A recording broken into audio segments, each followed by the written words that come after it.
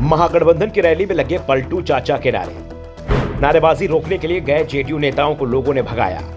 मंच पर बैठे थे नीतीश तेजस्वी, सामने से लग रहे थे पलटू चाचा के नारे। तेजस्वी के इशारे पर आरजेडी नेताओं ने नारेबाजी करने वाले युवकों को कराया चुप। बिहार के पूर्णिया में 25 फरवरी को महागठबंधन की रैली हुई। रैली में जबरदस्त भीड़ भी जुटी। हर नेता ने बीजेपी के खिलाफ जमकर भड़ास निकाली।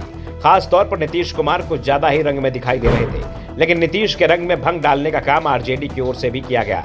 पहला तो रैली में जो नारे लगे वो नीतीश को असहज कर रहे थे। मंच के ठीक सामने खड़े होकर कुछ युवक पलटू चाचा का नारा लगा रहे थे। वहां चारों ओर मीडिया वाले थे और उसी बीच बार बार पलटू चाचा का नारा लग रहा था। एक जेडीयू नेता ने नारा लगाने वाले को चुप कराने की कोशिश की तो लोग उसे भिड़ गए। जेडीयू नेता को वहां से निकल जाना पड़ा।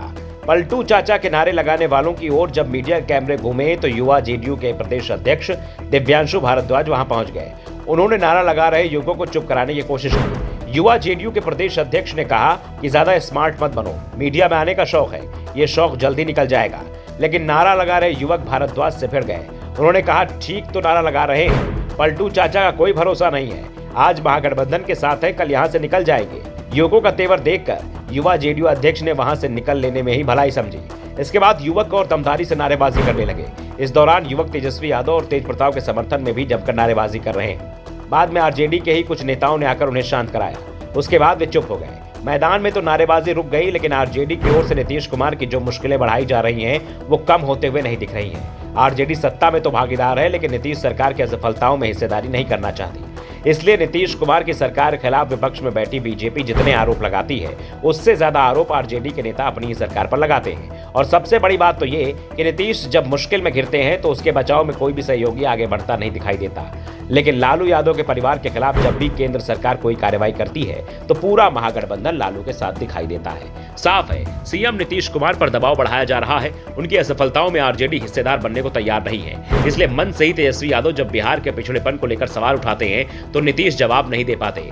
ऐसे सवाल को असहज कर जाते हैं, क्योंकि नीतीश कुमार 2 दशक से राज्य की सत्ता में है। वैसे असहज तो आरजेडी के तमाम विधायक और नेता भी नीतीश को कर रहे हैं, जो उन्हें सीएम पद छोड़ने की नसीहत दे रहे हैं। एक के बाद एक आरजेडी विधायक नीतीश के खिलाफ मोर्चा खोल रहा है। अभी तक तो नीतीश कुमार सुधाकर सिंह के बयानों के चलते ही परेशान चल रहे थे। एक और आरजेडी विधायक नीतीश के खिलाफ मोर्चा खोल दिया है। नवादा से आरजेडी विधायक विभा देवी जिले में व्याप्त अफसरशाही के खिलाफ समाहरणालय में अनिश्चितकालीन धरना शुरू कर दिया है।